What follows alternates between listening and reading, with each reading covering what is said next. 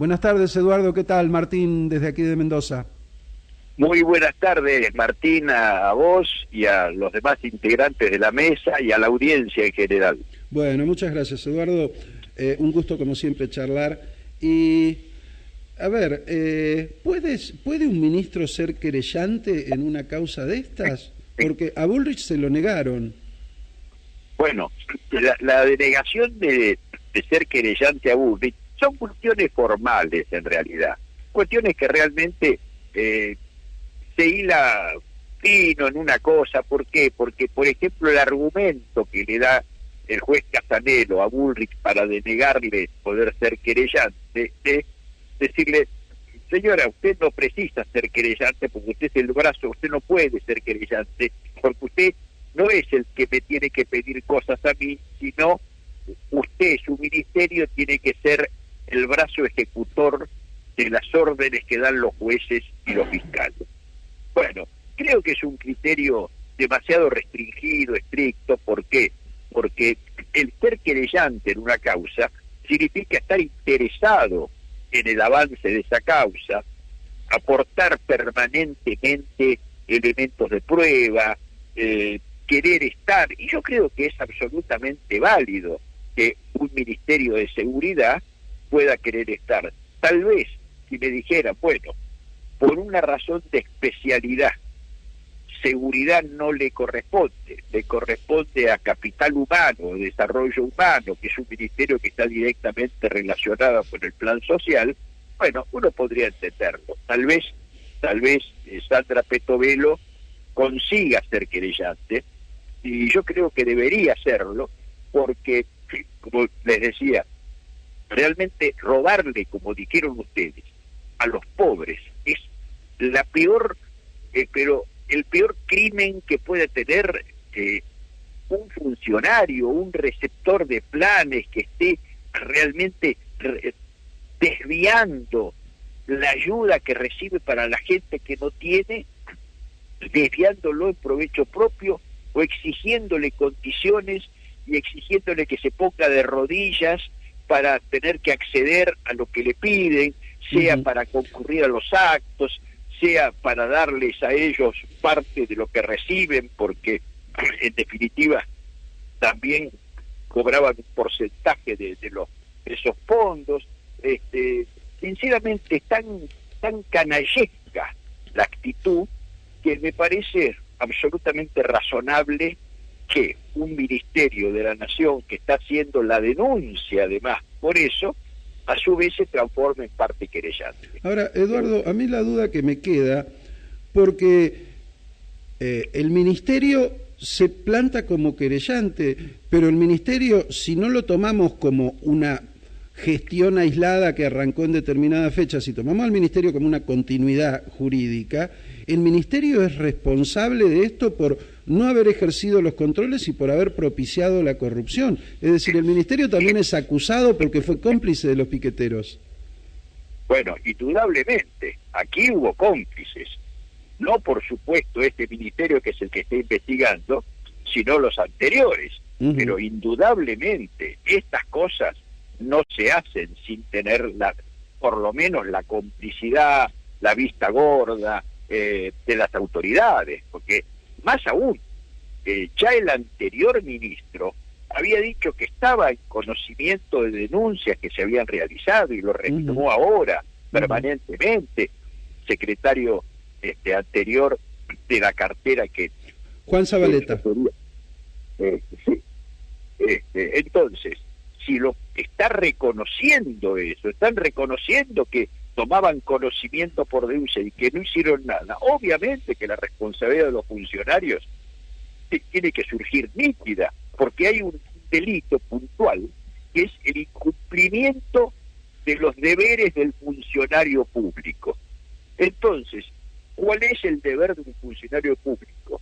Si toma conocimiento de un delito, está obligado a denunciarlo. Si no lo hace, está cometiendo un delito. Bueno, creo que la gente que está viendo todo esto, lo que está queriendo es que los corruptos, los culpables, vayan presos de una vez por todas. Doctor, buenas tardes. Pepe Urrutia le saluda. ¿Cómo le va? ¿Qué tal? ¿Cómo está? Muy bien, encantado de escucharlo. Es cierto que hay responsabilidad de funcionarios anteriores, pero yo creo que también la justicia debió intervenir cuando comenzó a hablarse de esto. Creo, yo no soy especialista en esto ni nada por el estilo, pero como ciudadano digo, ningún fiscal podía empezar a trabajar, a investigar, ya sabiendo que esto lo conocía todo el mundo. Precisamente era lo que iba a decir al momento de la pregunta. ¿Por qué? Porque en esta cadena de responsabilidades, la justicia tiene un punto esencial. ¿Cuál es? El de no actuar, primero no actuar a tiempo, y segundo no actuar. Pero el no actuar a tiempo es lo que está pidiendo la gente. ¿Para qué está la justicia? Claro. Para poner orden en una sociedad, para dar a cada uno lo suyo, lo que le corresponde, para sancionar al que se aparta de la ley. Para eso está la justicia. Ahora, si no hace eso, entonces, ¿qué pasa? La institución, que es la última ratio de la gente, la última lugar al que puede acudir un ciudadano para pedir justicia, no le se la da. Entonces, si no se la da, no está cumpliendo con su función. Y lamentablemente, como estamos viendo, la justicia, cuando actúan los jueces, pasan años, por H, por B, por algunas razones que serán explicables y otras que no tienen explicación, pero pasan años antes de llegar a una sentencia. Y en la mayoría de los casos no se llega. ¿Cómo se explica, por ejemplo, que estén en libertad todos los corruptos, o la gran mayoría de los corruptos? ¿Cómo se explica que, por ejemplo, Vudú, que se quedó, entre otras cosas, con la máquina de hacer billetes y que vivía, según él, en un médano, en Pinamar, cómo Vudú salió en libertad al poco tiempo con cualquier argumento, con el argumento de que tenía que ver a los hijos, lo que fuera? Y así como pasa con mucha gente que tienen condenas leves, y entonces todavía los jueces los premian con libertades anticipadas que son absolutamente inmerecidas. Y en esta cadena de responsabilidades no podemos olvidar al Poder Ejecutivo también.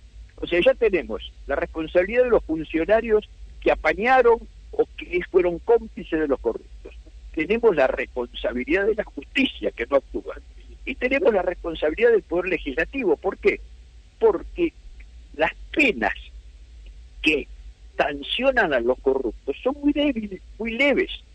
No puede ser que un acto de cohecho, por ejemplo, un acto de corrupción que está de alguna manera enriqueciendo indebidamente al funcionario público a costa de quién, a costa de la gente, tenga una sanción leve, una sanción que le permite a lo mejor no ir preso o estar muy poco tiempo en la cárcel. No, creo que, y en ese aspecto, las tratativas de reforma al Código Penal están elevando las penas para los delitos que se llaman contra la administración pública, pero en realidad son contra la gente, porque el que le roba al Estado le roba a la gente. Eduardo, entonces, sí. ¿Cómo le va? Buenas tardes, Daniel Gallardo lo saluda. ¿Cómo está usted? Daniel, buenas tardes. Creo que el antecedente de lo que usted le está respondiendo a mis colegas Martín y Pepe está bien en el tiempo y demuestra que no era una cuestión aislada, sino que pareciera ser que los últimos 20 años era un modus operandi, ¿no? Que lo instaló la señora Milagro Sala hoy con prisión, ¿no? Concreto su sentencia, porque era parte de lo que ella hacía, no solamente la malversación de fondos que recibía para lo que se debería haber utilizado, construcción de casas, sino que a la vez trataba con maniobras coercitivas a las personas que debían recibir esas viviendas. O sea que el antecedente fuerte de esto que estamos hablando ya estaba, y por lo tanto la justicia debería estar atenta o haber estado atenta para actuar en otro momento. Pero la pregunta mía va al otro tema, que es el tema de la designación de Ariel Lijo. Y precisamente le quiero preguntar, hablando de esta justicia que es tan desvalida, ¿no?, si él tiene la reputación intachable para acceder al máximo cargo del órgano principal de justicia de nuestro país, teniendo en cuenta, entre otras cosas, ni hablar de la actuación que ha tenido en los últimos años, sino que era un hombre que es muy adicto al juego, ¿no? Creo que es ludópata, y me parece que eso está terminando. Usted es ex juez y sabe muy bien de lo que estoy hablando. Está terminantemente prohibido para un hombre de la justicia. ¿Estoy equivocado en lo que le estoy preguntando? Para nada. Coincido en que realmente un juez para la Corte tiene que tener, pero una moralidad intachable. Debe ser algo que no esté señalado por nadie, pero en ningún acto vinculado con la corrupción o con la vida disipada, en absoluto. Y precisamente en el caso del hijo, no estamos en esa situación. Y hoy, en el diario La Nación, precisamente hay un editorial en el que se habla, lo leí esta mañana, en el que se habla de esto, que dijo que para ser funcionario de la Corte se requiere una integridad moral que tiene que ser intachable. Bueno, pues para contestarlo, Lijo no la tiene. Entonces, es lo que me llama la atención, el por qué, la insistencia con este hombre para ser nombrado juez de la Corte, y entiendo que allí tiene que haber habido una influencia grande de otro de los jueces de la Corte, el doctor Lorenzetti, que lo promociona, y lo querría tener de colega de él, pero ¿no será para tapar las máximas responsabilidades? Porque nosotros estamos tratando el obrero que utilizaba fondos del Estado para los pobres, pero hay mucho más arriba responsabilidad. ¿No será para tapar las máximas responsabilidades que en los últimos años permitieron o fueron parte de esta fiesta, discúlpeme la expresión, doctor, de esta orgía de robo contra el pueblo argentino? Bueno, yo no quiero creer que sea así, pero la verdad es que el pensamiento lleva a esa situación, porque si no, no se explica tamaña insistencia con este juez. Y por otra parte, creo que muy bien lo ha dicho orgía, porque fíjense que hoy donde se toca sale pus. Nosotros habíamos tenido gobiernos que han tenido hechos de corrupción. Creo que siempre debe haber habido en el país gobiernos que cometieron hechos de corrupción con funcionarios corruptos y otros que no lo eran. Pero durante todo el veintenio kirchnerista, lo que hubo no fueron hechos de corrupción. Hubo una pirámide en el cual desde la cabeza de la pirámide hasta el último de los jefes administrativos que manejaban fondos o que tenían posibilidad de disponer de ellos, se apropiaban de la plata de los ciudadanos. Entonces, era una corrupción estructural en la que quien no era corrupto y no podía integrar la función pública porque no iban a nombrar en un cargo público a quien no lo era, porque si hubieran pensado, mañana cuando termina el mandato, este hombre nos puede denunciar. En cambio, si tiene las manos tan sucias como las nuestras, va a tener que hacer causa común con nosotros. Uh-huh. Bueno, esa corrupción estructurada, esa orgía de corrupción, no tiene posibilidad alguna de ser tapada. Y entonces, si la gente quiere que se castigue a los culpables, de alguna manera el pensamiento lleva a decir ¿por qué tanta insistencia con el nombramiento del hijo? Uh-huh. Habiendo otras personas que tienen, creo yo, una capacidad muy superior en cuanto por lo menos a integridad moral. Eduardo, la verdad que ha sido muy clarito y muy amable. Me quedaba pensando como frutilla del postre en los organismos de control y la mujer de debido al frente de un organismo de control. Muchas gracias por este ratito y bueno, seguramente volveremos a hablar en futuros programas. Cuando quieran, gracias a ustedes. Adiós.